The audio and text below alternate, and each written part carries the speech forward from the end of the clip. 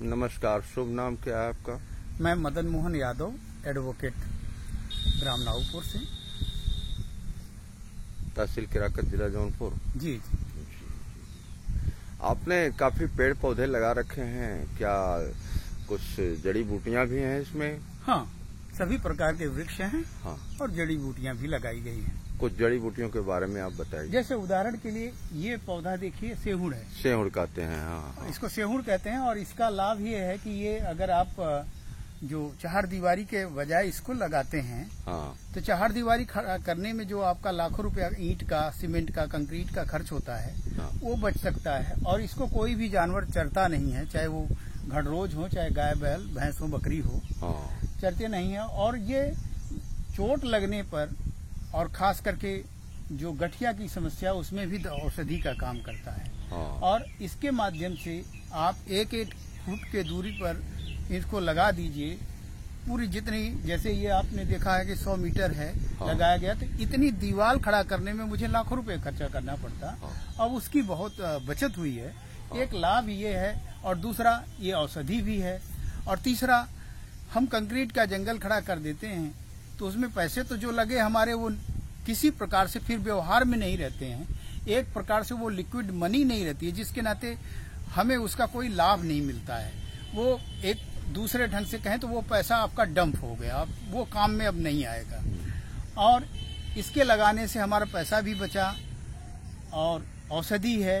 देखने में जो हरा भरा सुंदर सा है, यह क्या ईंट की दीवार बना सकती है? कदाचित नहीं बना सकती है। इसलिए यह सबसे श्रेष्ठ बनता है। और कुछ बताएं आप। ये जी, क्या है? ये तो गुड़हल है। हाँ, हाँ, और इसके बाद सामने आप देख रहे हैं सागौन है, आम है, महुआ है। हाँ, और हाँ, इसके बाद आप आएंगे तो हाँ, फूलों में गंधराज है। ये गंधराज फूल है। अच्छा, ये गंधराज है। हाँ। अच्छा, अच्छा, अच्छा। और मैंने ऊपर देखें, हाँ, हाँ, मैंने लगाया इसको, अपभ्रंश है। अपभ्रंश कहते हैं। हाँ, इसका नाम जो है अब शब्दों में अपभ्रंश हो जाता है। हाँ, ये घाव पत्ता लोग कहते हैं। हाँ, लेकिन इसका शुद्ध नाम गो पत्ता है। अच्छा, गो पत्ता। हाँ, हाँ, हाँ, अगर आप छत बनाते हैं तो लाखों रुपए का आरसीसी ढलाई में खर्चा करते हैं। हाँ, हाँ, परंतु एबेस्टर सीट पर हाँ, इसको लगा दीजिए। हाँ, और एबेस्टर सीट लगा हुआ जो टीना होता है, हाँ, वो गर्मी में तपता है, हाँ, और ठंड में गलता है। हाँ, लेकिन इन दोनों ही स्थितियों में ये बचाव करता है, और आंधी तूफान से उड़ने नहीं देता। हाँ, ये पूरी तरह से आवृत होके घेर लिया है। हाँ, और घाव यदि लगे तो चोट कैसी हो, अंदर से खून जम जाए, धुस जिसे कहते हैं, हाँ, ऐसे में इसको घी पर लगा के इसके पत्ते को, और उसको सेक के उस चोट पे स्थान पर लगाइए, तुरंत राहत मिलेगी, दर्द निवारण हो जाता है तत्काल। और दूसरा लाभ ये है कि वो जो खून वहाँ जमता है उसको जमने नहीं देता है। अच्छा, जरा नजदीक से वो पौधा बताएं। ये है गो पत्ता। आइए मैं दिखाता हूँ। ये अच्छा, ये है गो पत्ता। गो पत्ता ये चढ़ा हुआ है पूरा। हाँ, अच्छा, अच्छा। और यहाँ पे आप देख रहे हैं गुलाब लगा हुआ है, रात रानी लगी हुई है। हाँ, और ये मालती है। हाँ, और ये मेहंदी औषधि है। हाँ, हाँ, और पपीते इत्यादि संयुक्त रूप से लगे हैं। बगल में आपका फूल है कनेर का, पीली कनेर का। हाँ, ये सब यहाँ लगे हुए हैं। और यहाँ पे आप देखिए, ये है जूही का फूल है। अच्छा, अच्छा, इसे जूही कहते हैं। जी जी जी। अच्छा, अच्छा, अच्छा। ये जूही है। हाँ, हाँ, बगल में वहाँ बेला है। अच्छा, अच्छा। बेला कौन सा है साहब? ये बेला है। ये बेला कहते हैं। जी। हाँ, हाँ, और इसको बांधे रखने के लिए एक टेक्निक और भी इस्तेमाल की गई है।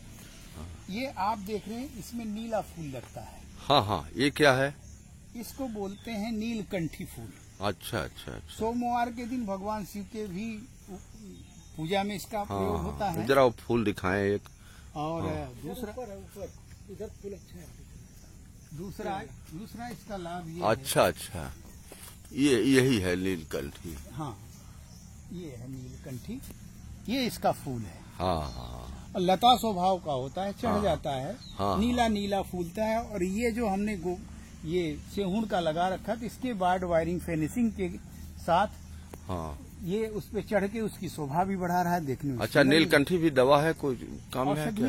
यह औषधि में प्रयुक्त होता है, अज्ञात है अभी। हाँ, इस पे शोध चल रहा है। अच्छा, परंतु यह शोभाकार सुंदर लगता है, लता स्वभाव है इसका। आइए, आपसे 2 मिनट समय लेना चाहते हैं। जी जी, बैठिए।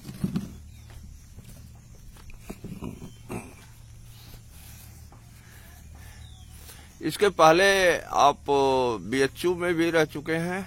हाँ, इसके पहले पूर्व अगर मैं बचपन में अगर देखें तो मैं अपने त्रिलोचन महादेव, मेरा ननिहाल है जौनपुर में। हाँ, वहाँ पे बचपन में ही काफी वृक्ष लगाए, हजारों लगाए, और जो कि अब बगीचे के रूप में स्थापित है, बड़ा सा हो गया है, जिसमें वन्य जीवों का संरक्षण और सभी मिश्रित प्रकार के वृक्षों का मैंने रोपण कराया था। हाँ। और उसके बाद जब स्नातक के लिए मैं काशी हिंदू विश्वविद्यालय में प्रवेश लिया, तो वहाँ मित्रों को संगठित करके पहले वृक्षारोपण कराया।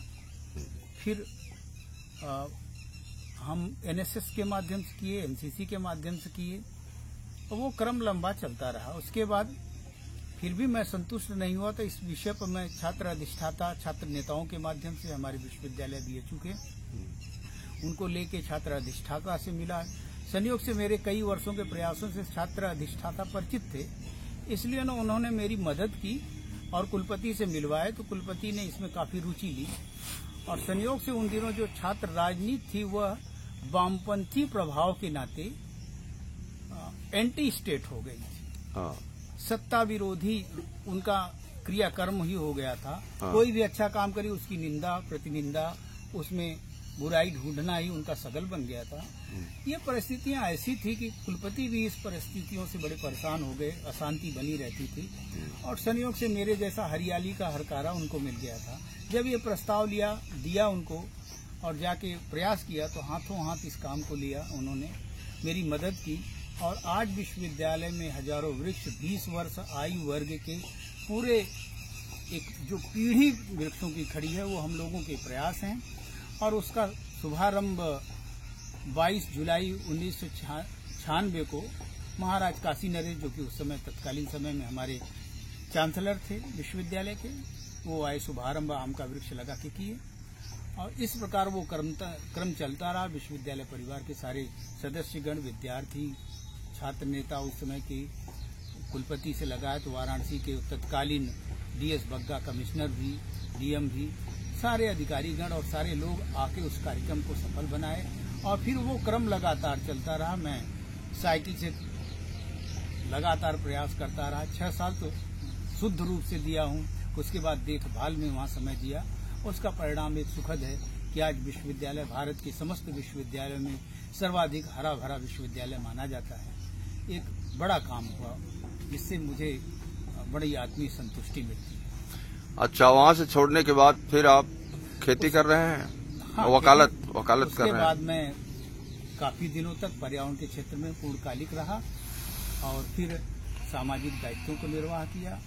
और इस बीच मेरा अपना मानना है कि यदि आप सामाजिक या सांस्कृतिक या कुछ ऐसे काम करते हैं जो लोक सेवा के हैं, लोगों की सेवा के हैं, समाज सेवा के हैं, ऐसी दशा में आपको अपनी जीविका के भी माध्यम रखना चाहिए। बहुत जरूरी है, क्योंकि आप जब जीविका का माध्यम नहीं रखेंगे, आप कपड़े और भोजन के लिए परेशान होंगे, उसके अभाव में से जूझेंगे, तो समाज सेवा क्या करेंगे, देश सेवा क्या करेंगे। ऐसी दशा में आपको अपनी आय का माध्यम सुनिश्चित करना चाहिए। उसके बाद मैं एक वकालत पेशे में आया। इस समय मैं वाराणसी में फौजदारी का अधिवक्ता हूँ। वकालत करते हुए यथाशक्ति वृक्षारोपण, पर्यावरण पे काम करता रहता हूँ और कुछ न कुछ नया शोध करते रहता हूँ।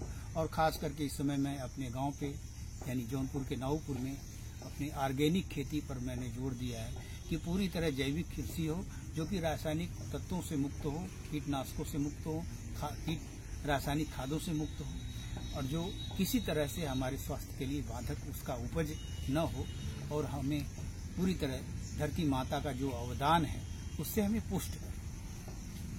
आप आरएसएस से भी ताल्लुक रखते हैं? हाँ, रहा है, मेरा संघ से ही संबंध रहा है, संस्कार तो वहीं से प्राप्त किया हूँ। इसलिए आज जो कुछ आदमी मुझे में नया कुछ देखते हैं तो कहीं न कहीं संघ का संस्कार है। संस्कार आपको संघ से ही मिला? जी। चलिए, इंटरव्यू करने के लिए धन्यवाद। एसबी सिंह, संपादक, देश का समाचार। नमस्कार।